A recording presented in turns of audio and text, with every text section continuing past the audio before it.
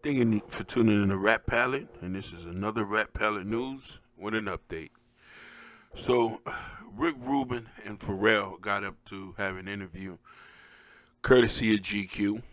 People don't remember how hard it was to hear rap music. No.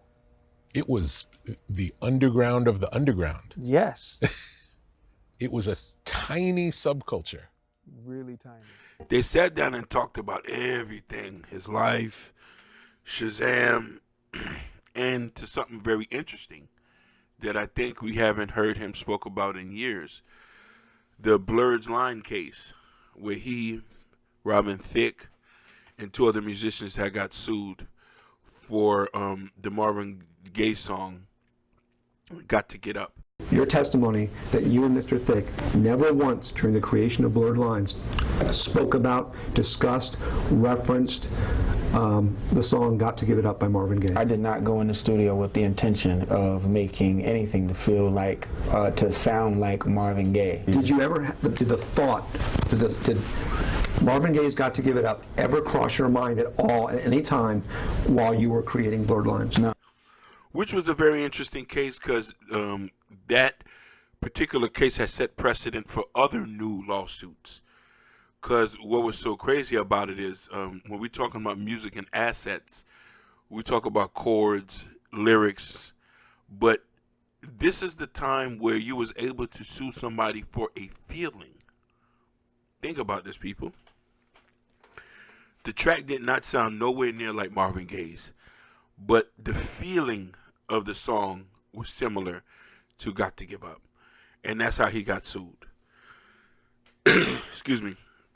So courtesy of Complex News with the article states that him and two other musicians got sued, but except T.I. They was found liable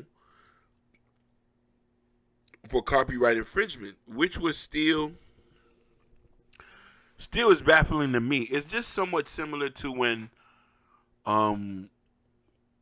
Kodak and Bodak Yellow, and he was listed as a writer on there because she used his flow. When I go and try to compare it didn't even sound the same. But I guess that's how things are. You know what I mean? Now we can copyright things that are intangible.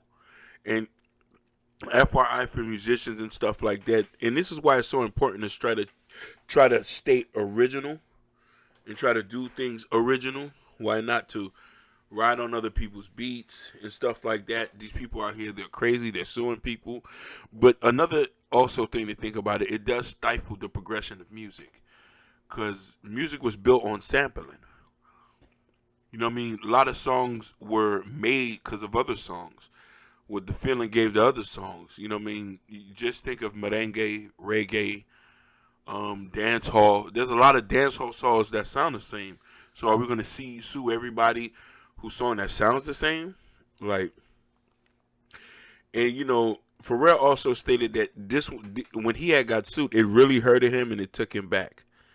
And you know, I mean, he still feels like the copyright decision was wrong. I feel it was wrong because the song did not sound the same. It just gave him a feeling. So, and Rick Rubin agreed with him, and he was saying that this was bad for music, and it is bad for music, because at any given moment you can do a song that's similar to another song, and the person say, "Hey, that's my song," and they don't even have to. It all could just make a person feel like it, and they can just sue you. So that's the crazy thing about that. So this is Rap Palette News with another news update. Holla at me.